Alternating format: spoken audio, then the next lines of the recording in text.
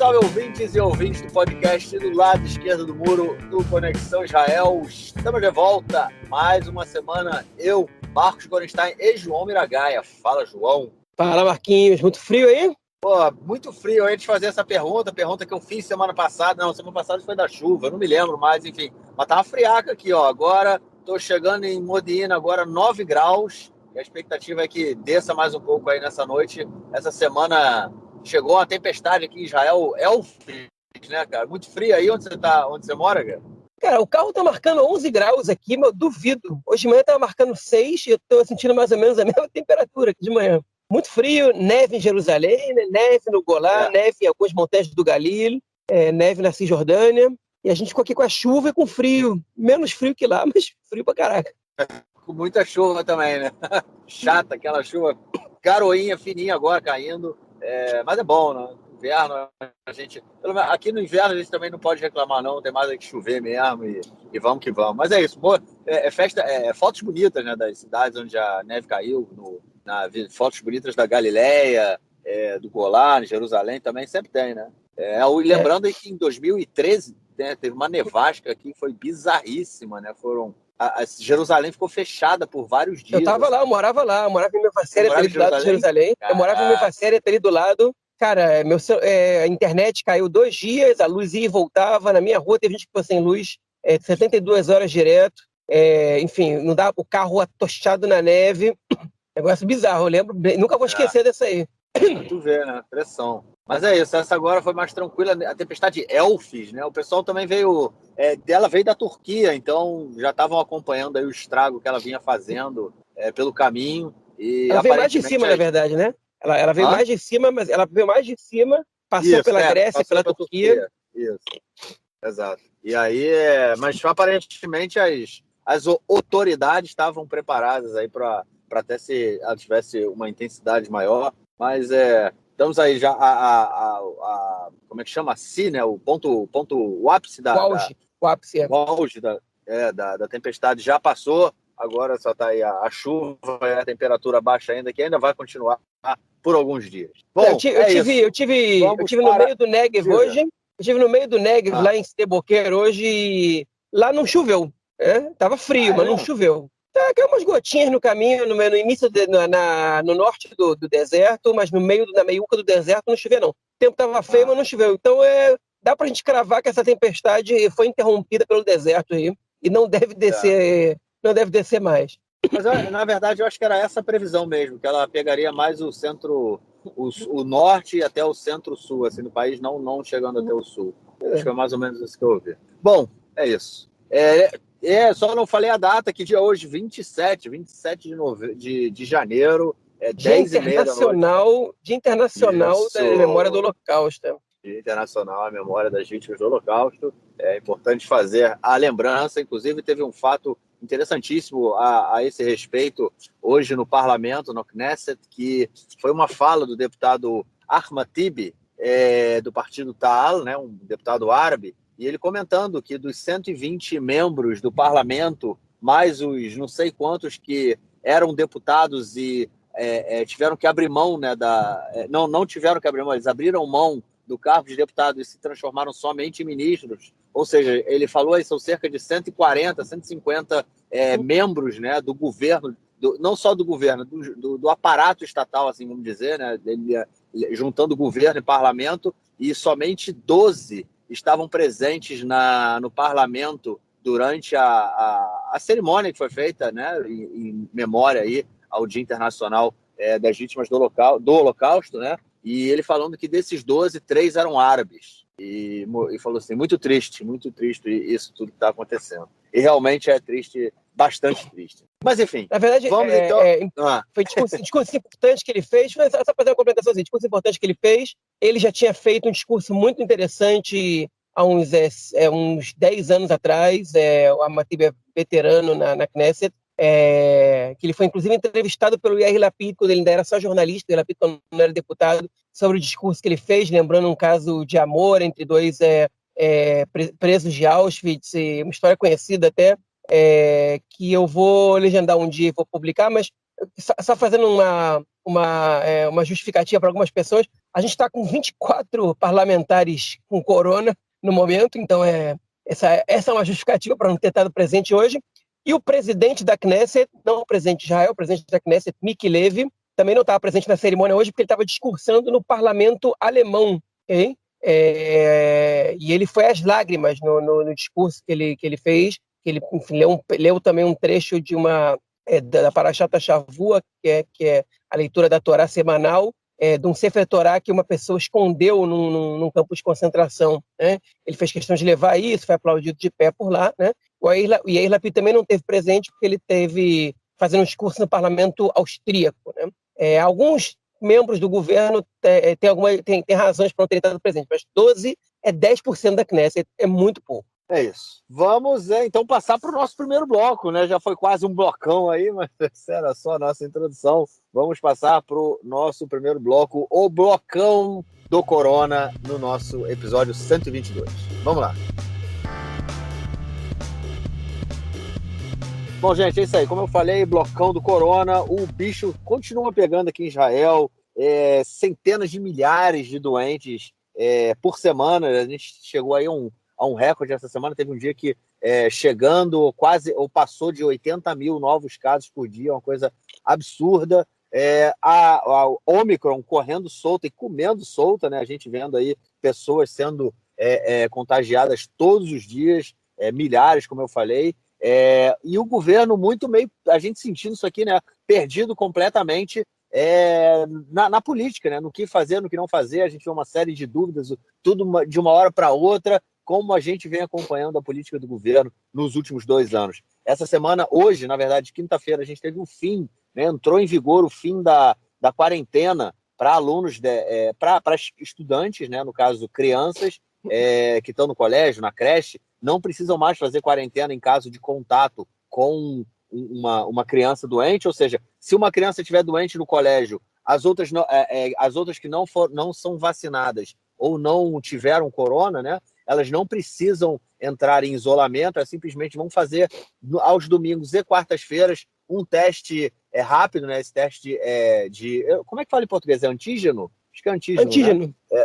Isso. Que é um teste extremamente duvidoso, né, da sua eficácia. Já houve pesquisas aqui em Israel indicando que mais de 40% dos testes que dão negativo, eles estão errados, né? Ou seja, é um absurdo. E a gente tem, então, essa bagunça toda. Crianças voltando para o colégio, para as escolas, para os ganim, para as creches, né?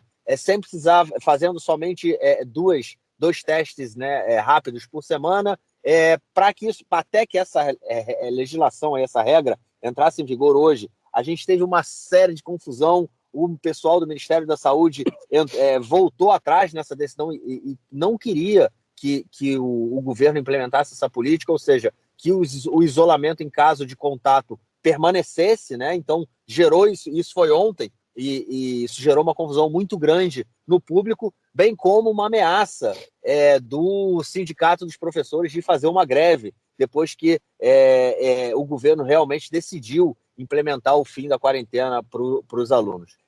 João, uma bagunça gigante esse negócio do fim da quarentena essa semana, na mesma semana em que o Ministério aumenta não, ele aprova aí a 4ª dose para qualquer pessoa acima de 18 anos, e essa nova lei, uma lei do corona aí que acaba mudando também a situação do país, né, como o país encara a corona, já que essa nova lei, a corona, deixa de ser encarada como uma emergência nacional para uma questão especial de saúde. Seria aí o governo encarando a corona agora como uma endemia, cara? A gente está caminhando para isso, né? E esse é o que vai acontecer se a gente não for surpreendido por alguma nova mutação mais perigosa do que a Omicron. É o que tudo indica, né? Ou que o resultado desse, enfim, não tem um termo mais apropriado para ser usado, o resultado desse descaso e dessa negligência do governo em relação ao contágio em massa da população de resultados impopulares, vamos dizer assim. Agora, enfim, vamos então recapitular, né, o que aconteceu. Foram muitas coisas que aconteceram essa semana. Né? A primeira notícia da semana foi que os técnicos do Ministério da Saúde recomendaram a 4ª dose da vacina Pfizer para qualquer pessoa maior que 18 anos. Ainda não foi aprovado oficialmente, mas provavelmente vai ser, porque o governo, ele acha que a vacina é que vai resolver todos os problemas e praticamente sozinha, e ele está precisando de uma recomendação dessa. É difícil dizer se esses técnicos agiram se eles não sofreram alguma pressão para poder dar essa recomendação, porque muitos relatos apontam para uma pressão que os técnicos do Ministério da Saúde têm sofrido por parte do braço político, né, do setor, da área política do Ministério, que são os que tomam decisões. Eles querem ser respaldados por decisões profissionais, mas, enfim, a gente tem que esperar para ver. Ainda não tem muitos resultados sobre isso. A gente já sabe que a quarta dose aumenta realmente os anticorpos. Ela não tem eficiência, ela não tem grande eficiência para evitar o contágio da variante Ômicron, e existem indícios de que você submeter o corpo a tantas doses da mesma vacina, você satura o sistema imunológico a que ele responda tantas vezes ao mesmo estimulante, né, e que isso pode ser negativo para o sistema imunológico. Então, eu que sou super a favor da vacina e que acredito nos profissionais do Ministério da Saúde, eu não estou absolutamente convencido, como leigo que sou, de que eu deveria tomar essa quarta dose. Não, nem um pouco. Estou achando que tem muita política por trás dessa decisão. É óbvio que a Pfizer também tem seus interesses, e eu gostaria de ver um relatório mais explícito, de ver comentários em outros países, porque realmente não está me passando confiança. Mas, enfim, em meio a tudo isso, o governo ele está, aos poucos, de maneira gradual, transformando o coronavírus numa doença endêmica. Okay? E Israel pode ser pioneiro também nisso, né? Não só na terceira dose, na quarta dose, mas também nisso. Justamente no momento em que Israel assumiu a dianteira mundial em número de contagiados per capita de coronavírus. Atenção, ouvinte, se você não sabia disso, e aí fique sabendo agora, Israel é o país do mundo com mais contágios per capita de coronavírus atualmente. Essa semana, pelo menos, foi. O que rendeu ao governo críticas pesadas do líder da oposição, Benjamin Netanyahu, né? Disse que o governo se rendeu ao coronavírus e que não faz absolutamente nada e que entrega a população à sua própria sorte. E aí o Naftali Bennett, primeiro-ministro, respondeu ao Netanyahu, dizendo que já estava com saudade dele criando caos e histeria, que não propõe nada e que a população disse para ele: obrigado, mas não queremos a sua ajuda, porque depois de 3 lockdowns, 6.500 mortos, 100 mil negócios fechados e 1 milhão de desempregados e crianças que ficaram o ano inteiro estudando pelas telas de computador, o governo atual vai tomar suas próprias decisões e não vai seguir o modelo fracassado do qual o Netanyahu lançou mão. O Netanyahu lembrou também que o Bennett recebeu um país que tinha deixado a corona para trás e agora virou líder mundial de contágio. Né? Os dois lados ocultam de maneira, obviamente, proposital os contextos nos quais as decisões foram tomadas. Né? O Netanyahu, enfim, diz que, olha só, eu te entreguei um país sem corona e você encheu ele de corona, como se o Netanyahu tivesse que lidar com uma variante que a vacina não evita o contágio. E o Bennett cita o número de mortes no governo Netanyahu, ou as consequências do lockdown, como se antes da vacina você tivesse alguma outra opção razoável a ser tomada. Né? A gente vê o Brasil, por exemplo, como um exemplo negativo de um país que não aderiu ao lockdown e sofreu com altíssimo número de mortes e contagiados antes da vacina. Então, enfim, virou uma guerrinha política, onde nenhum dos dois tem justificativa para dizer o que estão dizendo. Nesse caso, eu vou dizer que o Bennett, para mim, ele erra mais que o Netanyahu, mas ele tem o benefício do cansaço popular em relação ao lockdown. E esse cansaço popular é o que estimula o governo a tratar o corona como se fosse uma endemia, né? Enfim, e avançando aos poucos em função à normalização da vida, mesmo com a corona no nosso dia a dia, apostando que isso não vai trazer graves consequências. O que é, no mínimo, questionável. Então, essa semana, o governo aprovou a nova lei da corona, substituindo a anterior, que cria um segundo cenário. Né? Existe um cenário de emergência, que é o cenário mais leve, e o cenário de situação especial de saúde, que é o cenário mais grave. No cenário de emergência, o governo ele pode tomar a decisão de passar, mas pode ser um cenário normal, e o governo pode declarar, o gabinete pode declarar, o gabinete da corona, que é formado por 7 pessoas, 7 ministros, incluindo o primeiro-ministro, o Ministério da Saúde e outros ministros a serem escolhidos, enfim, que deve necessariamente escutar os profissionais do Ministério da Saúde. Ele pode tomar decisões específicas e declarar a situação de emergência. Okay? A situação especial de saúde, ela só pode ser declarada com a aprovação da Comissão de Constituição da Knesset ou com a aprovação do Parlamento ao todo, né, do plenário da Knesset. Ou seja, se a Comissão de Constituição reprovar, eles podem levar isso para o plenário da Knesset e aprovar. Essa situação especial de saúde, o governo, através dela, pode decretar lockdown, o governo pode proibir voos, né, de entrar, enfim, proibir as pessoas de voar, de sair e entrar no país, enfim, pode tomar decisões drásticas. Na situação de emergência, o governo ele pode tomar determinadas decisões com a aprovação da Knesset ou não, e pode tomar decisões menores, né? Enfim, eu não li a lei inteira, mas basicamente é uma situação que é mais cômoda, por isso exatamente que não precisa da aprovação da Comissão de Justiça. Okay? Nos dois casos, está permitida as manifestações políticas, né? Ou seja, as pessoas podem protestar sem restrições, ao contrário da lei da Corona anterior. Né?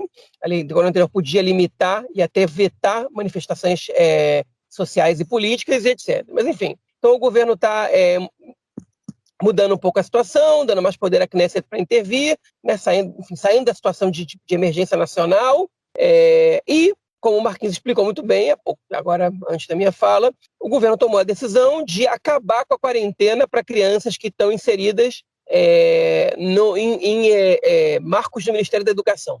Ou seja, acaba-se a quarentena em caso de contato de crianças com pessoas contagiadas. Okay? E aí o que aconteceu? Os pais, em grande número, não sei se são a maioria ou não, estão satisfeitos com essa situação, porque eles não conseguem levar uma vida normal, porque as crianças estão o tempo inteiro de quarentena, especialmente as crianças que não têm idade de ser vacinadas. Os vacinados com um exame antígeno negativo podem voltar à rotina, mesmo em contato com outra pessoa doente, enquanto que os não vacinados, que são, enfim, os que optaram por não se vacinar, ou os menores de 5 anos, eles são obrigados a fazer a quarentena, okay? Que é agora de 5 dias com 2 exames negativos, né? Um deles no último dia. Mas, enfim, isso parou o país, né? De alguma maneira, tem muita gente doente, muita gente em quarentena, e sem o benefício do que o lockdown te dava, que enfim, a remuneração em caso de que o teu empregador ele não queira te demitir, queira te preservar, mas não tenha condição de te pagar o salário,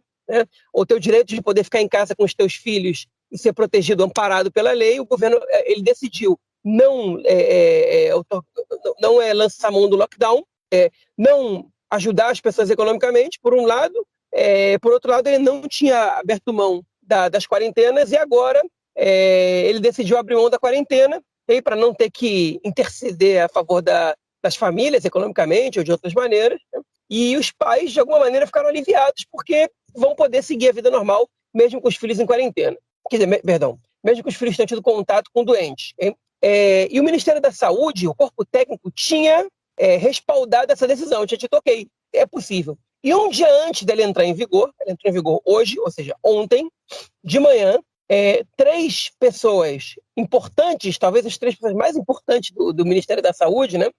Entre eles estava o diretor-geral do Ministério da Saúde, Nachman Ash, e a diretora da área de saúde pública do Ministério da Saúde, Sharon Eloi-Price, disseram que vale a pena esperar um pouco mais para tomar essa decisão, porque o número de crianças internadas chegou a 130 em Israel, e de crianças em estado grave pulou em 4 dias de 11 para 20. Então, espera um pouco mais, porque essa decisão ela tem o risco de colocar muitas crianças internadas em estado grave, ainda que a proporção de crianças que chegam nesse estágio ela é muito inferior à de adultos, né?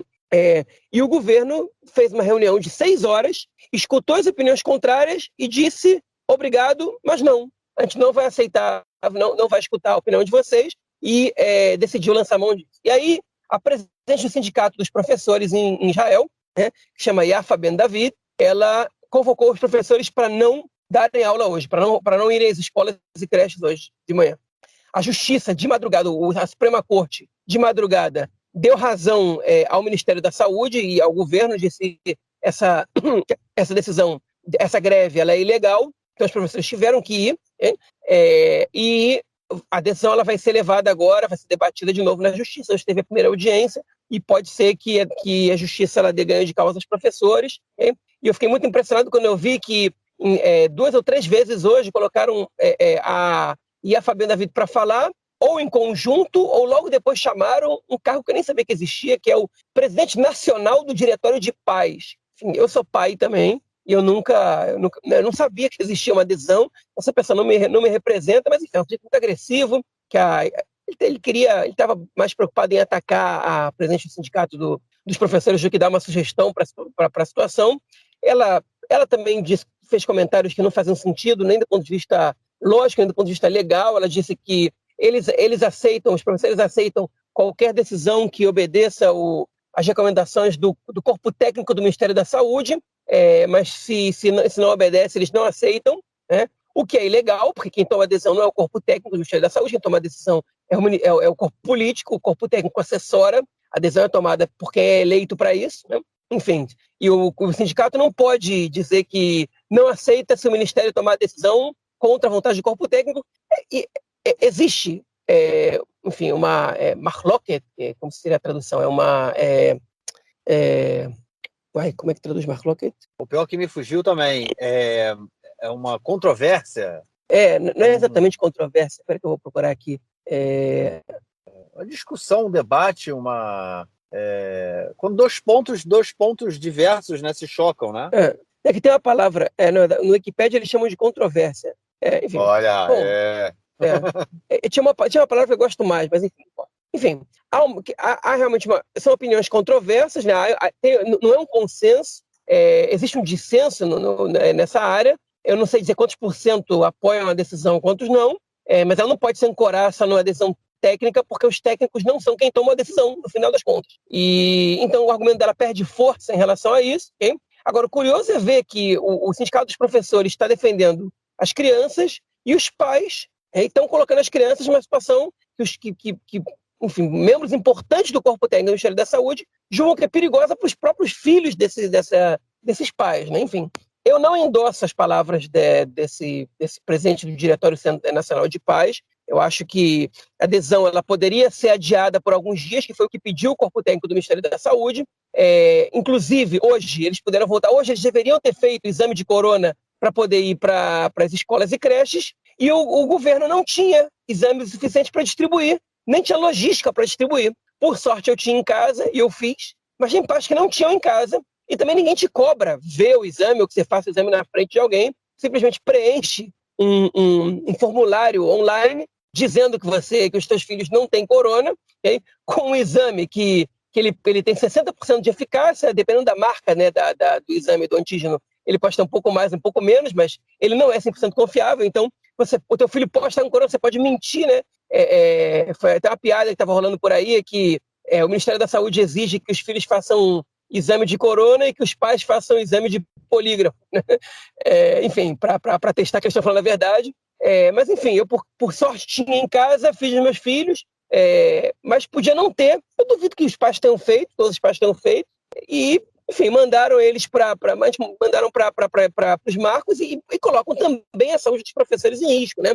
E, enfim, a diretora do Ministério da Saúde, hoje, no programa de rádio, deu uma entrevista, a diretora-geral, a CEO, né, do Ministério da Saúde, deu uma entrevista dizendo que os professores eles não correm perigo, que a maioria dos professores quer trabalhar e que os alunos estão sofrendo essa consequência, o que é verdade, aumentou o número de violência em casa por causa da quarentena e do lockdown, e as crianças com mais dificuldade de aprendizado. Tem muitas consequências negativas o lockdown, os excessivos lockdowns e quarentenas, mas ao ser interrogado, ela disse, olha, mas você não entende os professores que estão sentindo em risco, né, de ser colocados numa sala de aula com 30 crianças? Ela falou, mas por quê? Você não está trabalhando? Eu não estou trabalhando, por que vocês não podem? Ele falou, cara, porque eu não trabalho com 30 pessoas numa sala de aula fechada. Eu também não troco as pessoas com quem eu trabalho o tempo inteiro, e os professores são submetidos a isso. Eles dão aula em algumas turmas, eles trocam o tempo inteiro, e o Ministério da Educação rejeitou a alternativa de dividir os alunos em turmas menores, o que seria um menor risco para os professores, né? Enfim, e fica difícil a gente defender o governo quando ele abriu mão de tomar decisões que realmente tinham um custo, que realmente tinham que ser planificadas, mas ele abriu mão de tomar essas decisões e agora ele está sofrendo críticas. Então, por mais que sejam rasos e equivocados argumentos da presidente do Sindicato dos Professores, ela tem razão, na pauta dela principal, e o governo ele faz com que as pessoas fiquem desesperadas para mandar os seus filhos para a escola e não entendam que eles estão colocando os seus filhos e os professores em risco e ficam com raiva da presidente dos professores que está convocando uma greve que tem razão, que tem justiça por isso. Tem professores com comorbidade, tem professores que não querem se contagiar. É um direito você não querer se contagiar. E o governo não está protegendo as pessoas. Ele está protegendo a economia, não está protegendo as pessoas.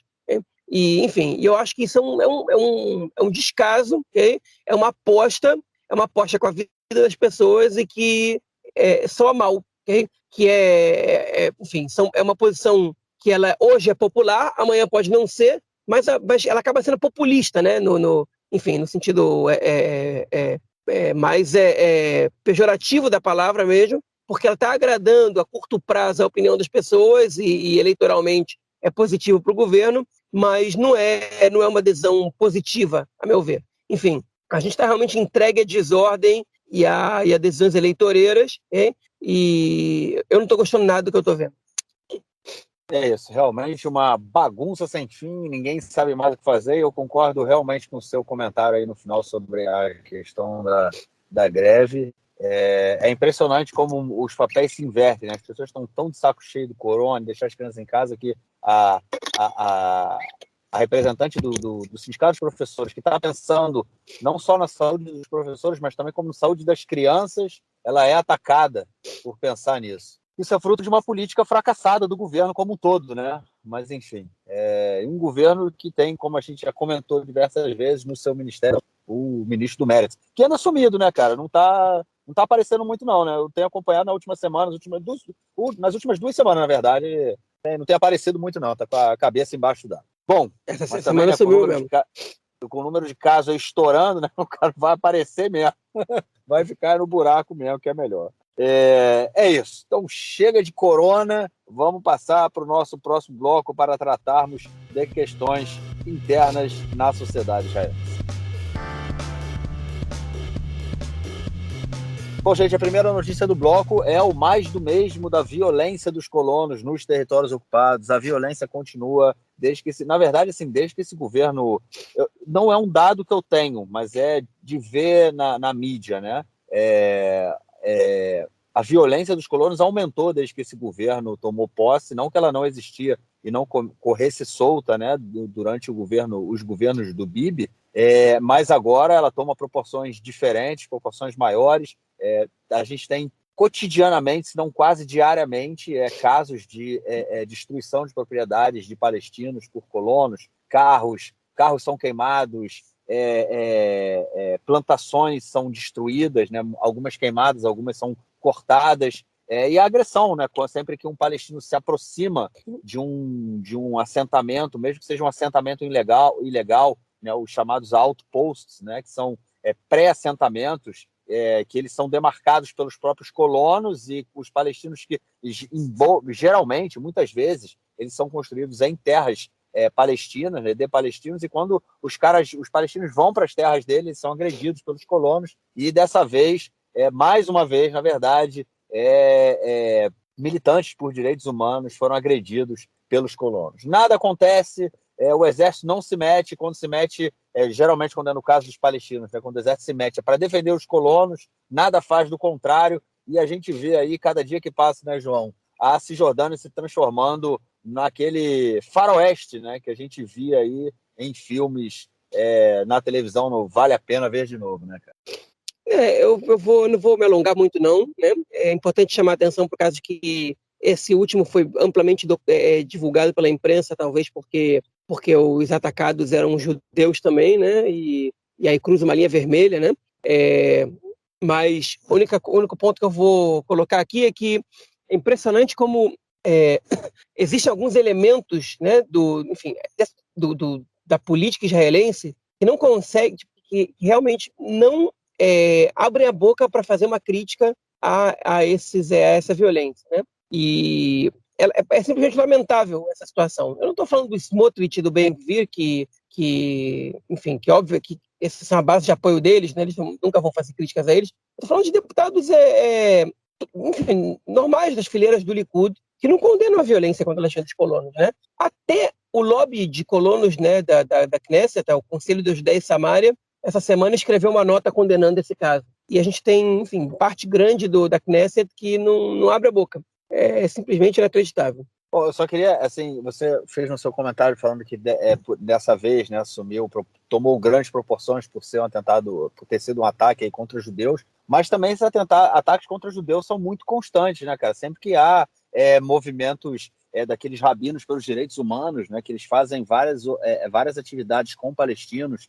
inclusive muitas vezes para acompanhar os palestinos, né, pastores palestinos que querem andar com as suas ovelhas pela região, e são atacados por colonos. Então o pessoal dos rabinos pelos direitos humanos, eles vão, acompanham os palestinos e são atacados. Tem um dos principais, se não acho que é o principal, o diretor dessa ONG, né, chamado Rabino Avi, me fugiu o sobrenome dele agora, várias vezes ele já tomou pedrada, já tomou paulada, já quebrou o braço, enfim, o pau come solto e nada acontece. Eu acho que para além da gente ter aí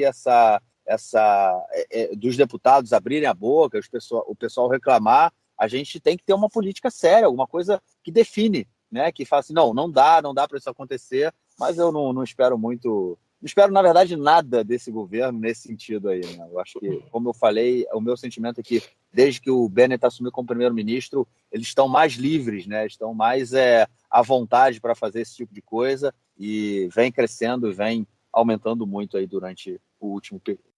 E a próxima notícia desse nosso bloco é sobre o nosso queridíssimo software espião Pegasus, da empresa NSO. Comentamos esse caso aí várias vezes, inclusive na semana passada, de que estava sendo usado, né, esse software foi usado pela polícia israelense para investigar ativistas políticos, né, usando inclusive, muitas vezes a polícia não tinha nada para investigar, mas já estava tentando fazer ali um phishing, né, para como eles fazem muitas vezes com palestinos, né? Eles investigam a vida do cara, acham algum podre e falam assim, ou você trabalha para a gente, ou a gente vai contar esse seu podre aí. E estavam tentando fazer esse tipo de chantagem aí com alguns ativistas, só que dessa vez, agora a gente tem informações que esse aplicativo ele também foi usado para investigar e espionar prefeitos aqui em Israel. Ô, João, cada dia que a gente descobre mais alguma coisa sobre esse software, mais feio fica, né, cara?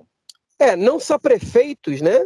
Como as famílias deles, às vezes, né? E alguns que não estavam ligados a nada. Essa foi apurada essa semana em outra reportagem do jornal Calcalist. A verdade é que, enfim, dá para esperar por qualquer coisa, né? Porque realmente é só o começo, que a gente está vendo agora é só o começo. Enfim, a gente só não queria deixar de dar essa notícia, não tem muito a discorrer sobre isso. Tudo que aconteceu essa semana foram entrevistas com quem trabalha lá, e a polícia se justificando mais uma vez. A resposta da polícia a isso foi que eles não atuaram, eles já atuaram sempre de maneira legal. Enfim, eu não acredito muito não. Eu gostaria que fosse estabelecida uma comissão investigativa sobre a polícia nesse caso também, porque tendo a não acreditar na polícia. Você não é um cidadão exemplar e você tende a não acreditar na polícia, João. Ai. Eu espero que eles não estejam te ouvindo, hein, cara. Só espero, mas tudo bem. Vamos ter que saber português também. Hã? Vou ter que saber português também para entender o que eu falei agora. Irmão, mas a polícia, o problema o negócio é que a polícia ela é muito rejeitada, ela está sendo rejeitada por mais da metade da população, né? Nas últimas pesquisas que foram apresentadas. Então eu não sou exceção, não, eu sou a regra. Com certeza, né? Só foi uma piada, porque eu acho que polícia, ninguém gosta de polícia em nenhum lugar do mundo, né, cara? Eu nunca vi isso. Mas, enfim, vamos que vamos. Vamos passar para o nosso próximo bloco para tratarmos de questões políticas aqui essa semana.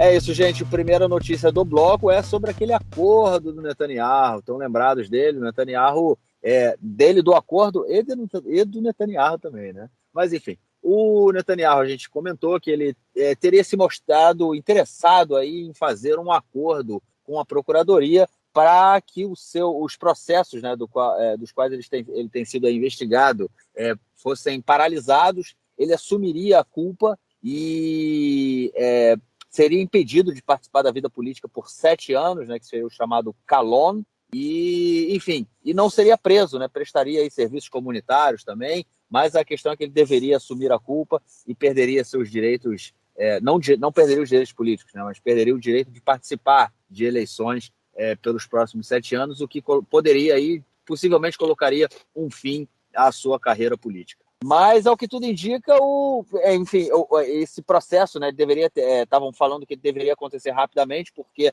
o Praklit, né, o procurador Avihai Mandelblit, ele vai sair do cargo nos próximos dias, só que, ao que tudo indica, o Netanyahu deu para trás e o julgamento segue, né, cara? Na verdade, eu vou dizer o seguinte, não foi o Netanyahu que deu para trás, não.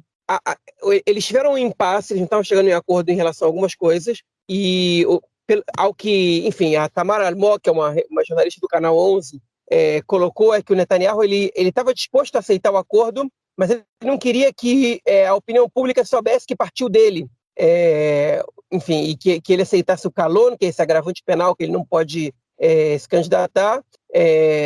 Enfim, e aí ele preferiu enrolar um pouco mais, e ele recebeu uma mensagem, os advogados receberam uma mensagem do Mandelblit dizendo o seguinte: olha, vai acabar meu tempo aqui, vai ficar para a próxima, conversa com o meu substituto, acabou, né? Enfim, e aí o Netanyahu direto foi a público negar um monte de coisa. Negou que tivesse aceitado o calônia, que é esse agravante penal para ele não poder ser político, disse que toda a população viu a maneira como foi a investigação e como a justiça está trabalhando nisso. Ele não explicou como a população viu. Ele deixou no ar que não está sendo feito de maneira honesta, mas não chegou a fazer uma crítica, ao contrário do que ele tinha feito nas declarações anteriores. Falou num tom confiante, positivo, sem nenhuma fúria, sem nenhuma crítica, ao que a Tamara Almog chamou bastante atenção. E ela chamou atenção porque ele não falou, né? Ele não disse que não ia fazer acordo, ele não disse que não ia reconhecer que não ia aceitar o calor, ele disse que não tinha concordado com ele disse que não ia concordar, hein? Ele também não disse que foi ele que essas negociações estavam acontecendo, e também não disse que foi ele quem começou. Isso, para ela, e eu tendo a concordar, abre espaço para que a gente entenda que essas negociações elas vão continuar. Ou seja, o Netanyahu não desistiu disso. Pelas informações que a gente recebeu da imprensa durante a semana, a família do Netanyahu já estava disposta a aceitar o acordo, e um possível futuro acordo com outro procurador, com outro conselheiro jurídico do governo, ele pode resultar numa pena de prisão também, porque os acordos que são feitos, eles não necessariamente te livram da prisão. Porque se Netanyahu, a questão é que a procuradoria, quando ela percebe que a prisão ela pode ser de 8 anos, ela pode oferecer para o acusador: faz o acordo agora, a gente encerra isso aqui, e você pega só 2 anos aí de prisão. Então o Netanyahu, ele não aceitando um acordo, o calon, a multa e trabalho voluntário, não é um mau acordo para o Netanyahu, frente ao que ele pode chegar a pegar com uma condenação nesses casos aí. Por mais que dure muito tempo, por mais que exista a chance de ele ser absolvido, ele pode pegar um longo tempo na prisão. Então, um acordo que não termine em prisão, ele pode ser positivo. Ele também não vai precisar pagar os advogados dele por muitos anos, enfim, tudo isso também é economia, tem que pagar uma multa, tudo bem, mas ninguém diz que não vai ter que pagar essa multa no futuro. Ele recebeu presentes, quem garante que o Estado não vai exigir que ele devolva um valor, depois enfim, corrigido pela inflação e com juros e etc, sobre os presentes que ele recebeu, por exemplo, né? Enfim, então o que a gente viu aí é que ele não fez o acordo agora, mas ele também não está usando a narrativa para descredibilizar a justiça, porque se ele faz isso agora, ele elimina a possibilidade de fazer um acordo no futuro. Então, quem achava que o Netanyahu estava só usando esse acordo de maneira retórica para que depois ele pudesse descredibilizar a justiça, já percebeu que não é isso que vai acontecer, pelo menos por enquanto. Talvez ele use isso como ferramenta no futuro, a médio prazo, quando ele perceber que não tem mais chance de fazer acordo, para tentar ganhar a opinião pública, enfim, e apostar todas as fichas que ele vai poder voltar a ser primeiro-ministro no futuro e, dessa maneira, tentar reverter o caso, estando no poder, tentando conseguir imunidade, etc, ainda que eu não sei se isso já é possível no momento que o julgamento já começou. Mas o fato é que ainda tem muita água para rolar aí, e eu acho que tem mais chance de ele entrar em acordo com a justiça que não entrar. Até porque o que tudo indica ele está se enrolando aí, conforme o julgamento vai acontecendo, a gente vai ouvindo as testemunhas, ele vai se enrolando, e aquela história que ele contava lá no início, né, de lo yeklum, que é inclum, né, a tradução é meio enrolada, mas é tipo, não terá nada porque não terá nada porque não há nada, né? É mais ou menos assim a tradução. Esse moto, né, que ele estava sendo, que o Netanyahu usou muito aí durante o início das investigações, aparentemente está indo por água abaixo. Então, se ele não fizer um acordo, é bem possível que a gente veja também aí o nosso queridíssimo ex-primeiro-ministro indo para a cadeia. Bom, vamos então à nossa próxima notícia do bloco, que é sobre outros 2 deputados e a cadeia também, o Aryeh Deri e o Yaakov Litzman. Os 2 deputados, o Aryeh Deri do partido Shas, né, do partido ultra-ortodoxo Shas, e o Aryeh e o Litzman, né, do Yadut HaTorah, também partido ultra-ortodoxo, que foram aí base do governo Netanyahu nos últimos períodos, podemos dizer assim. O Aryeh Deri, ele já havia sido há cerca de um pouco mais de 20 anos atrás, ele já tinha sido preso. Ele era deputado, já tinha sido preso por também questões de suborno e tudo mais, corrupção, pagamento, né? de propina. Pagamento de propina, isso, corrupção, ele já havia sido preso e novamente aí arrumou o seu problema com a justiça, ia ser preso novamente e conseguiu fazer um acordo desse aí do Netanyahu, né? Ele conseguiu fazer um acordo, aceitou aí o agravamento da pena, porque ele perdeu o seu direito de participar, de ser deputado, né? Mas não vai ser preso. Fugiu da cadeia dessa vez, ou seja, é recorrente, mas fugiu da cadeia. E o outro é o Yaakov Litzman, que foi condenado por ter ajudado uma ultra-ortodoxa australiana a fazer aliá, vir morar em Israel. Isso ela estando sendo investigada na Austrália por assédio sexual contra menores. Eu não sei nem o que dizer, João, mas está benevolente demais essa justiça aí, né, cara? Com essa galera que não podia ser benevolente, né? Pois é, como a gente comentou na semana passada, 80% dos políticos que vão parar na justiça, que viram réus na justiça, eles acabam entrando num acordo com a justiça e sendo beneficiados por esse acordo, né? Enfim, agora não é diferente. O Aryeh Deri e o Yaakov Litzman são 2 dos que estão também se beneficiando de acordos com a justiça. O Litzman, a gente não sabe ainda se vai ter calor, a princípio não, mas o Deri teve, ok? Enfim, nenhum deles foi condenado ainda, mas eles assumiram, né? O Litzman ainda não assinou o acordo, mas tudo indica que vai assinar. O Deri, ele já assumiu a culpa dele. O Deri agora ele está sendo, enfim, ele estava sendo investigado, estava sendo acusado de sonegação de impostos, né? E ele reconheceu, ele disse que ele não esperava que a pena que fossem propor para ele no acordo fosse tão pesado, porque a parte mais grave da acusação que ele estava sofrendo ela foi cancelada. Disse que eles voltaram atrás com isso, disse que, obviamente, que isso foi parte do acordo, disse que ele aceita, que ele reconhece que ele errou, né? E o que ele vai pegar é um pagamento de uma multa de 180 mil shekel, que está na faixa dos 53, 54 mil dólares, mais ou menos, mais um calon, que ele tem que renunciar da Knesset agora. No futuro, ele vai poder voltar a se candidatar, mas a justiça vai debater se ele vai poder voltar a exercer cargos públicos, por exemplo, ser ministro, né? Mas ele vai poder, por exemplo, agora continuar liderando o Shas, o partido dele, ainda que seja na oposição, e ainda que seja sem ser deputado.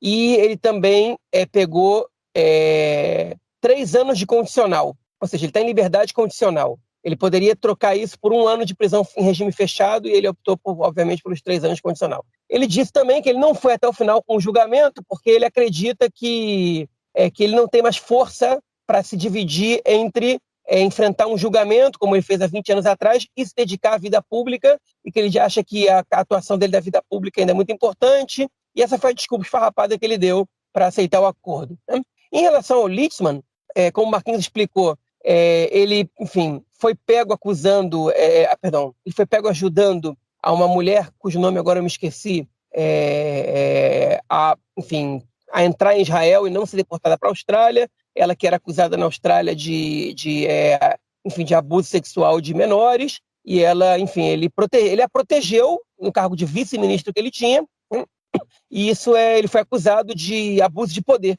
Por isso, ele também tem outras 2 acusações nas costas, Uma delas é por ter inserido na cesta oficial de remédios do Ministério da Saúde, quando ele era ministro da Saúde, remédios que beneficiam um laboratório cujo dono é ligado a ele, né, seu amigo pessoal. Enfim, o Littmann ele é o tipo de... que também é abuso de poder no caso. O Littmann ele é o tipo de bandido, nesse caso, né, de criminoso, desses tipo da moda antiga, né? Vem cá que eu te ajudo, tal. Vou proteger as pessoas que são próximas a mim, meus semelhantes e tal, blá, blá, blá. E realmente abuso de poder do jeito que acha que não vai ser pego, né? No caso do Dery, é o tipo de corrupção básica, pagou propina ali, sonegou imposto aqui, né? Enfim, são os crimes que a gente está mais que acostumado a escutar em todos os lugares do mundo. São esses que eles estão... Não é nada muito sofisticado o que eles fizeram. Foram crimes muito básicos, né? Típica corrupção.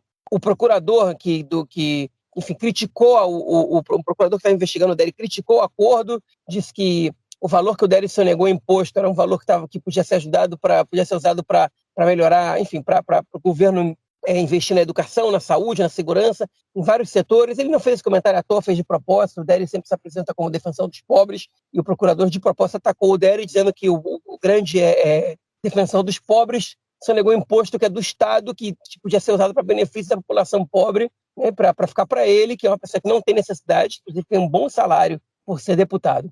Enfim, curiosidades nesse caso, são 2 deputados de partidos ultra-ortodoxos. Obviamente, eu não estou generalizando, não são todos os ultra-ortodoxos que são corruptos, né? Eu imagino que enquanto a grande maioria não seja, enquanto a pessoa não é acusada, ela é inocente, né? A presunção da inocência. Mas é curioso que os dois, o Littmann já não é mais o líder do partido dele, mas até pouco tempo atrás ele era, 2 ex-ministros do governo Netanyahu, de ministérios importantes, né? Enfim, metidos em casos de corrupção, bastante básicos, né? E, enfim, que gente que era pele e osso com o Netanyahu, que estavam juntos com ele até o fim. Algumas pessoas acreditavam que essa ligação quase que umbilical deles com o Netanyahu tivesse a ver com as ameaças que eles sofriam pessoalmente. Chegando agora nesse acordo com a justiça, resta ver se eles vão continuar ligados ao Netanyahu ou não, né? Ou se eles vão conseguir agora se separar um pouco. A lei da corona, que foi aprovada agora pela Knesset, um dos fatores que entraram nessa nova lei, uma das cláusulas que entraram, é que, mesmo em caso de situação especial de saúde, as pessoas vão ser liberadas, vai ser permitido a reza em templos religiosos. Foi um acordo que o governo fez com a oposição. Se isso mostra que o governo está se aproximando dos partidos ortodoxos ou não, a gente não sabe. Mas esses acordos que o Littmann e o Dery estão fazendo com a justiça podem aproximar o governo dos partidos ultra-ortodoxos. Se não, fazendo com que esses partidos formem o governo, pode ser que eles participem de votações, pode ser que eles entrem em alguns acordos, né, votem a favor do governo, eventualmente aqui e ali, e que quebrem um pouco a unidade do bloco Netanyahu na oposição. Isso é uma coisa que a gente vai ter que ver no futuro próximo. E a nossa última notícia do bloco é sobre a aprovação no parlamento para a criação da CPI do submarino. É isso aí, o único caso aí que foi investigado pela polícia e que o procurador Avihai Mandelblit decidiu não abrir o processo contra o Netanyahu foi sobre justamente, era chamada pasta 4000, a pasta dos submarinos. Não foi aberto o processo contra o Netanyahu. Na verdade, houve muita confusão nessa época. O então ex-ministro, né, da Defesa, Bogi Ya'alon, ele reclamou muito. Ele falou que se ele abrisse a boca para falar tudo que sabia, ia dar problema, ia dar ruim. E agora esse governo conseguiu, na verdade, abrir aí uma CPI contra o Netanyahu, não contra o Netanyahu, né, mas uma CPI para investigar a compra e venda de submarinos aqui para Israel, e gerou muita confusão também, porque não era todo mundo dentro do governo que queria que essa CPI fosse criada, né, cara? Pois é, só uma correçãozinha pequena, essa pasta 3000, a 4000 é a pasta da Bezek, é aquele acusado de suborno. Correto. Essa é a 3000, mas enfim, essa é tanta pasta pequeno que eu me perdi, cara. Pois é, tem 1000, 2000, 3000, 4000, são as pastas que o Netanyahu estava supostamente envolvido, né? 3000 ele não foi incriminado, né? Mas enfim, o governo abriu, a gente traduz para CPI, mas na verdade não é exatamente uma CPI, ela é uma comissão investigativa, né? Se chama Vadat Hakira Memlartit, né? Comissão investigativa mais ou menos neutra, né? Que ela é chefiada por um juiz, na verdade pelo presidente da Suprema Corte, que indica outros 2 juízes para fazer essa investigação, okay? E parlamentares, eles podem se inscrever também no corpo de investigação, mas quem comanda são juízes, okay? E ela não tem poder de incriminar ninguém, mas ela produz um relatório que é encaminhado à justiça, e a justiça pode incriminar essas pessoas depois desse relatório ou não. Agora, por que essa comissão foi criada, né? O caso dos submarinos, quem quiser conhecer um pouco mais, escreva no Google Netanyahu preso amanhã, Conexão Israel, e vai achar um texto que o Marquinhos traduziu tem 4 anos, do Haaretz, explicando todos os casos, e esse é um dos que está explicado lá. Né? Eu vou dar uma resumida bem básica aqui. O caso 3000, né, a pasta 3000, é um caso no qual, enfim, a justiça estava investigando, a polícia estava investigando, o caso ainda existe, o Netanyahu não foi incriminado, mas o caso, a pasta está aberta e tem pessoas que foram incriminadas, que viraram réus da justiça, investiga uma possível corrupção na venda de submarinos, navios de guerra da corporação ThyssenKrupp alemã a Israel, né, entre 2013 e 2016. Algumas pessoas ali são acusadas de ganharem dinheiro nessas vendas, né? Um deles era o primo do Netanyahu, se não me engano, Davi Shomron, chamava, já é falecido, ele era o representante da ThyssenKrupp em Israel. O Netanyahu tinha ações de uma indústria que produzia equipamentos para ThyssenKrupp, mas ele as vendeu em 2011, okay? Então esse caso não pode ser levado a sério, se não me engano, em 2011. Okay? Enfim, e o primo do Netanyahu, uma das pessoas que estava sendo incriminada, ele já é falecido e a justiça decidiu liberar o nome dele da acusação. Ele foi, enfim, ele não está sendo mais investigado e não virou mais réu, até porque ele já não está mais vivo, mas outras pessoas estão sendo investigadas ali, okay? Por terem facilitado contatos, levado algumas boladas ali, levado um pouquinho de dinheiro, e o Netanyahu, ele também estava sendo investigado, mas o Mandelblit ele julgou que o Netanyahu ele não deveria virar réu nesse caso. O Netanyahu, a princípio, ele era acusado porque ele insistiu, ele bateu o pé para que Israel comprasse 6 submarinos ao invés de 5, contra todas as recomendações do corpo técnico do Ministério da Defesa. Todos eles diziam que Israel não precisava dos 6 submarinos, precisava só de 5. Ele insistiu em comprar 6.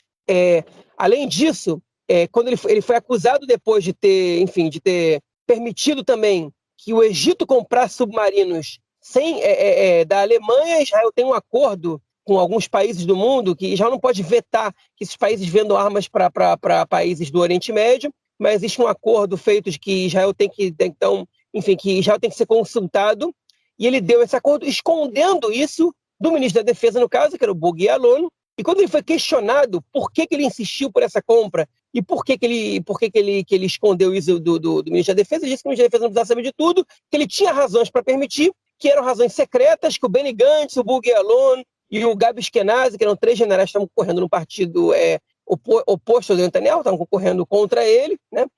Eles sabiam que o Netanyahu não podia falar o porquê, que eram, enfim, razões secretas, e que o próprio Mandelblit, que é o assessor jurídico do governo, sabia dessas questões secretas, okay? E que todo mundo que tinha que saber, sabia. O Mandelblit, no dia seguinte, falou: eu não sei do que o Netanyahu está falando, ou seja, ele desautorizou o Netanyahu, não tem nada de secreto nesse caso que ele tenha me informado. Gente. Enfim, ficou essa dúvida no ar. Por outro lado, o Mandelblit, ele não incriminou o Netanyahu nesse caso. Ele disse: olha, apesar do comportamento suspeito, eu não vou incriminar o Netanyahu. E tem gente que acusa o Mandelblit de não ter incriminado o Netanyahu porque ele era o secretário do Likud nesse momento, ele não era o assessor jurídico do governo, e que ele poderia estar envolvido ou ter informações desse caso, e que incriminar o Netanyahu seria incriminá-lo, ou seja, incriminar ele mesmo nesse caso, né?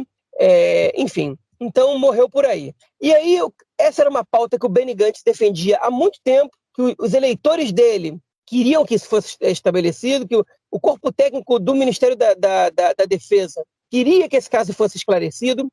O Benny Gantz não podia esquecer isso. Ele entrou em pé de guerra com o governo para que essa comissão fosse aberta. O Netanyahu ele deve ser intimado a depor. Isso não quer dizer que ele vai ser incriminado, Mas enfim, vou chegar no Netanyahu daqui a pouco de novo.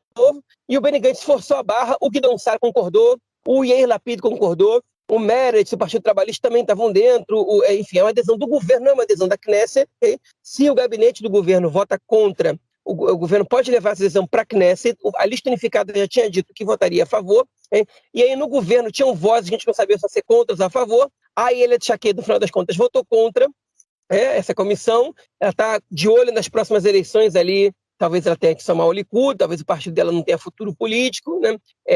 Ela também tem uma birra com a justiça, ela não gosta muito que juízes tomem decisões na frente de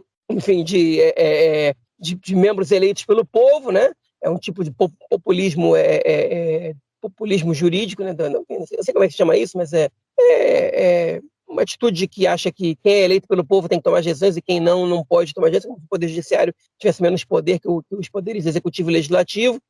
Mas, no fim das contas, acho que as razões dela são mais eleitoreiras do que ideológicas por ter votado contra essa comissão. A justificativa que ela deu foi absurda, foi que essa comissão colocava as Forças Armadas contra o governo e que não era razoável. Mas a grande questão do negócio aí é que o Naftali Bennett, o primeiro-ministro, ele se absteve de votar. O que muita gente chamou a atenção para o absurdo que isso é. Numa comissão investigativa tão grave, tão grande, tão importante assim, que pode estar aí, enfim, que pode incriminar pessoas, pode produzir um relatório que condena pessoas a serem traidores da pátria, né? Porque você está comprometendo a defesa nacional, né? A defesa do país, que é sagrado aqui em Israel, né? Por dinheiro, né? É uma traição à pátria. O sujeito, ele vai lá e se abstém. Né? E aí o que ele disse? Qual foi a justificativa ridícula do Bennett, infantil, como ele, enfim, várias vezes continua sendo? Diz, olha, eu olhei membros do meu partido e a Ayelet Shaked me convenceu em vários pontos de vista que ela levantou. Por outro lado, o Matan Kahana, que é o ministro das questões religiosas, que é um ex-general da Força Aérea, né? Ex-piloto general da Força Aérea, ele disse que ele votou a favor e apresentou os seus argumentos, e que ele viu dois membros importantes do governo, cada um por um lado apresentando os argumentos, e que ele se absteve porque ele concordou com os dois lados. Absurdo, né? Se é verdade, é um primeiro-ministro fraco, sem personalidade. Okay? Agora, o absurdo é que é uma adesão importante. Okay?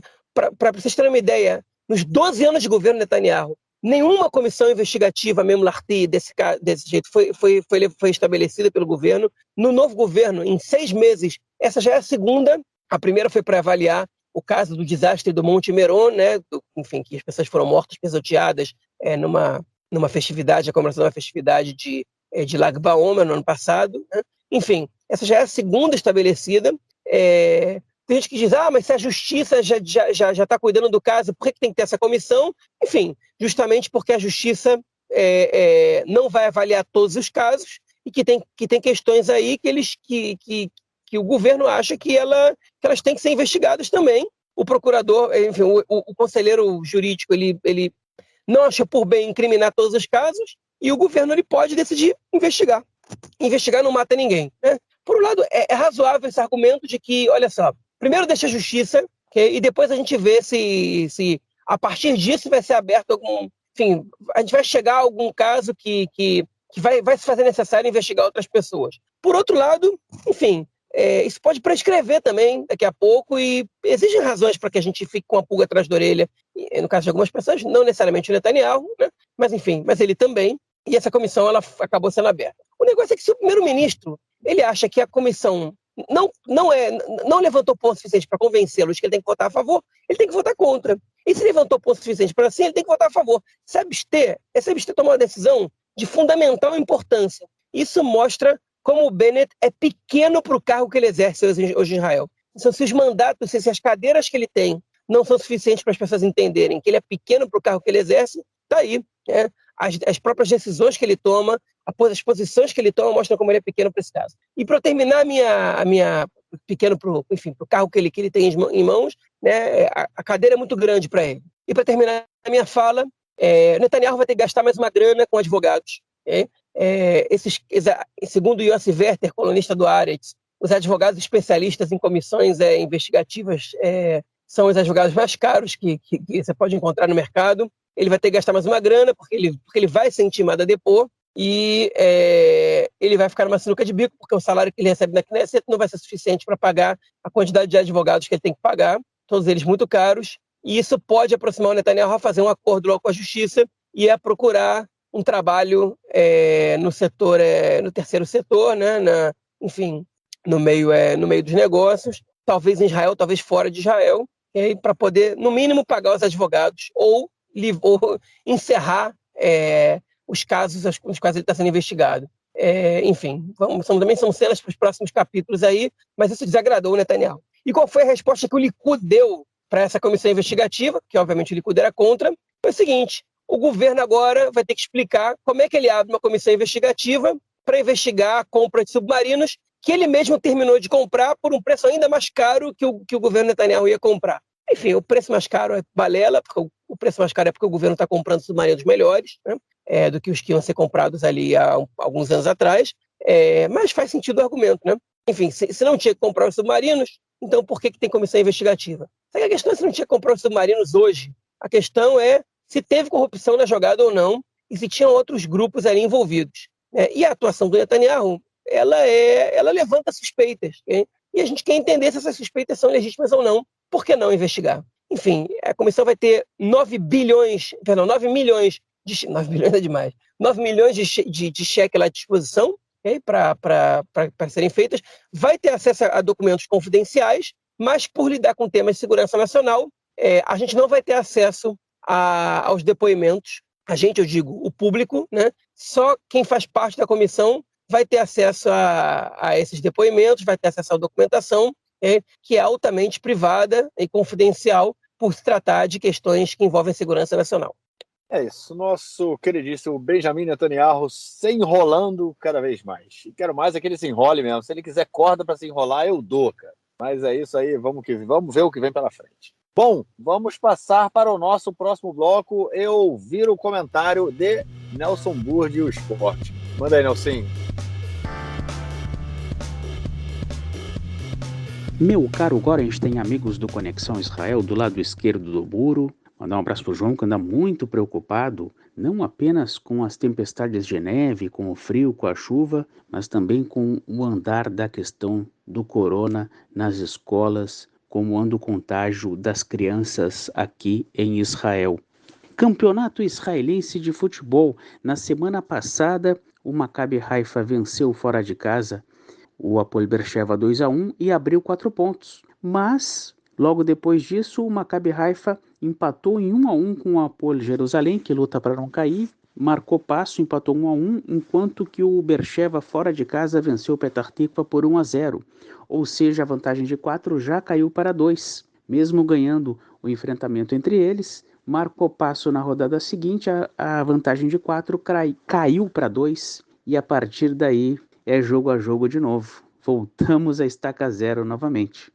Se o Beersheva marcar passo, chance do Maccabi Haifa abrir vantagem de novo. Se o Maccabi Haifa marcar passo de novo, o Hapoel Beersheva pode retornar à liderança. É jogo a jogo, é ponto a ponto, emoção até o final em maio. É isso aí, um abraço. Valeu, camarada, brigadão pelo comentário e esperamos você na semana que vem para o nosso episódio 123. João, algo mais a acrescentar ou ficamos por aqui nessa noite fria e chuvosa de inverno, cara? Sim, vou contar uma coisa aqui agora. Essa semana aconteceu uma coisa muito engraçada aqui na minha vida pessoal. Eu estou em casa, sozinho, né? Minha esposa foi buscar minha filha na creche, meu filho saiu um pouco depois, então eu estava em casa, trabalhando no computador, e aí com fone no ouvido, escutando, não lembro nem o quê, e aí escuto umas tremedeiras, né? Uns barulhos fortes, de repente começo a escutar um barulho no corredor, alguém abre a minha porta, que não estava trancada, batendo forte, desce, é para descer, tá tendo terremoto! E aí, de repente, eu largo tudo, saio sem casaco, com frio do lado de fora. Falei, cara, então essa tremedeira, esse barulho é que tá tendo terremoto. Enfim, desci, assustado, liguei para minha mulher, falei, cara, olha, busca a nossa filha, leva ela para um lugar aberto. E eu falei, como é que você sabe? A vizinha falou, não, porque eu liguei para a polícia, eles disseram que é terremoto e que daqui a pouco a gente vai receber a informação. Enfim, aí todo o meu prédio na rua, os outros prédios não estavam tanto assim na rua, comecei a procurar no Google, mandei mensagem para alguns grupos, tem um terremoto aqui em Kfar-Saba, está tendo aí na cidade de vocês também. Enfim, Israel é um país muito pequeno, é razoável supor que está tendo aqui, está tendo em pelo menos 30% do país, né? Tem, como o Rafa explicou, há 2, 3, o Rafael Stern explicou há 2, 3 episódios atrás, que a gente fez especial com ele. A gente tem aqui a fenda sírio-africana, né, que passa aqui bem embaixo de Israel, que já causou alguns terremotos bastante graves no passado aqui no país, e pode ser que a gente esteja próximo de um próximo. Enfim, e comecei a procurar nada no Google, um pouquinho de informação aqui e ali no Twitter. Enfim, falei, bom, vou buscar meu filho na creche, né? E vou... As pessoas não estão sabendo, não saiu nenhum alarme, a polícia não disse nada ainda, mas vou lá buscar, não vou perder tempo com isso. E beleza, fui andando e conversando no WhatsApp com as pessoas e tal. Quando fui ver, alguém do prédio mandou uma mensagem no grupo de WhatsApp, hein? Sensações de tremedeira e barulho são causadas por um exercício regular da Força Aérea no centro e no sul do país.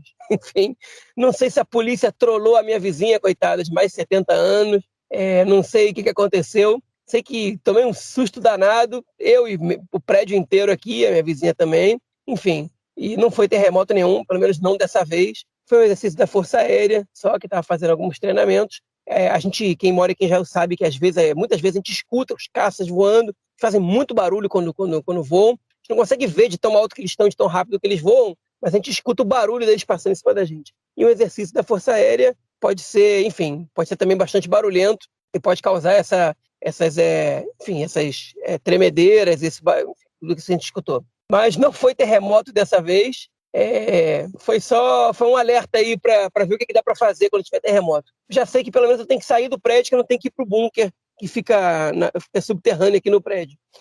Pô, João, não vai pro bunker não, cara. Subterrâneo, bunker, pô, terremoto, tu vai pra lá, irmão? Não vai dar certo não, cara. Não vai dar certo não. É isso.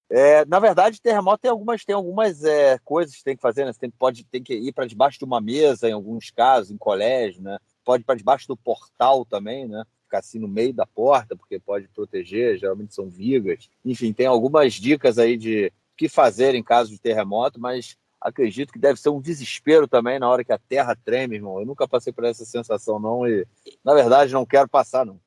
Bom, João, ficamos por aqui então. Vou para casa dar uma aquecida, né? Porque tá frio, hein, cara? Se aquece também. Vamos deixar nossos estúdios móveis e a gente se fala aí na semana que vem para gravar o 1, 2, 3.